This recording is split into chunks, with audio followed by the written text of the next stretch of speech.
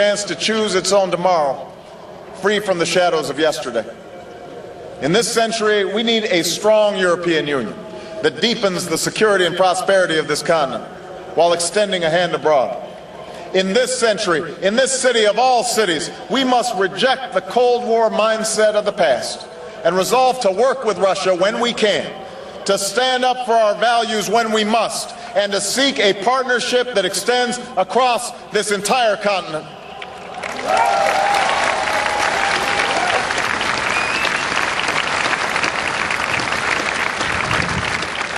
This is the moment when we must build on the wealth that open markets have created and share its benefits more equitably.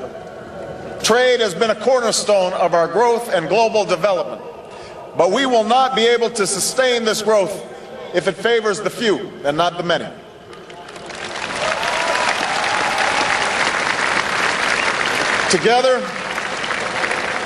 Together we must forge trade that truly rewards the work that creates wealth, with meaningful protections for our people and our planet. This is the moment for trade that is free and fair for all. This is the moment we must help answer the call for a new dawn in the Middle East. My country must stand with yours and with Europe in sending a direct message to Iran that it must abandon its nuclear ambitions.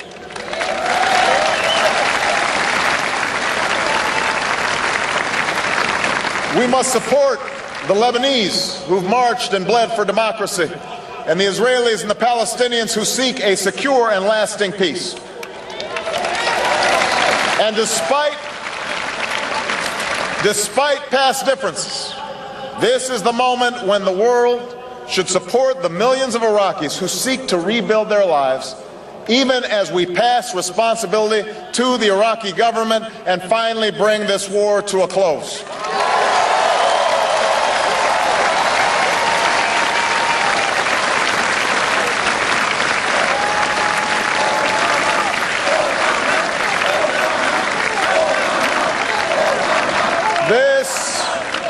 This is the moment when we must come together to save this planet.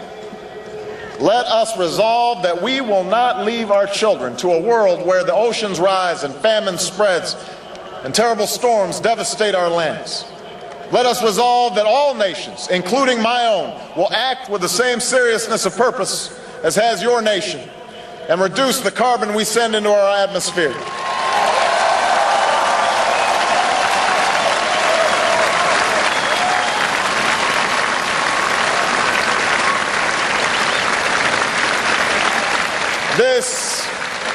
This is the moment to give our children back their future.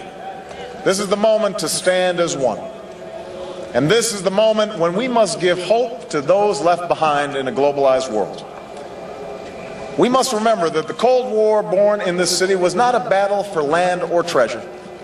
60 years ago, the planes that flew over Berlin did not drop bombs.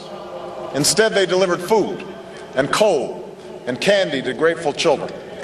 And in that show of solidarity, those pilots won more than a military victory. They won hearts and minds, love and loyalty and trust, not just from the people in this city, but from all those who heard the story of what they did here. Now the world will watch and remember what we do here, what we do with this moment. Will we extend our hand to the people in the forgotten corners of this world who yearn for lives marked by dignity and opportunity, by security and justice?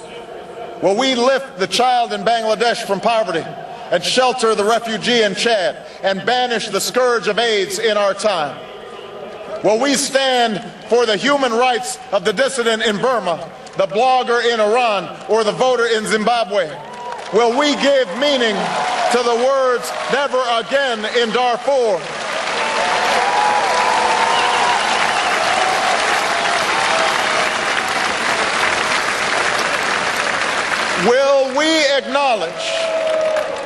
Will we acknowledge that there is no more powerful example than the one each of our nations projects to the world? Will we reject torture and stand for the rule of law? Will we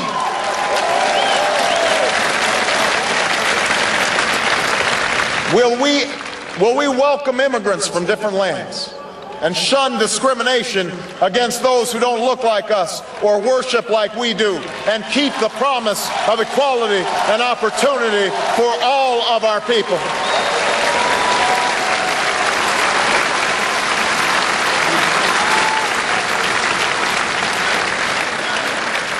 People of Berlin, people of the world, this is our moment. This is our time. I know my country has not perfected itself. At times, we've struggled to keep the promise of liberty and equality for all of our people. We've made our share of mistakes, and there are times when our actions around the world have not lived up to our best intentions. But I also know how much I love America. I know that for more than 2 centuries, we have strived at great cost and great sacrifice to form a more perfect union, to seek with other nations a more hopeful world. Our allegiance has never been to any particular tribe or kingdom. Indeed, every language is spoken in our country. Every culture has left its imprint on ours. Every point of view is expressed in our public squares.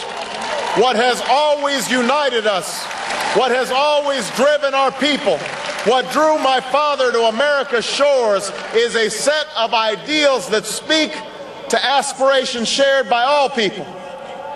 That we can live free from fear and free from want.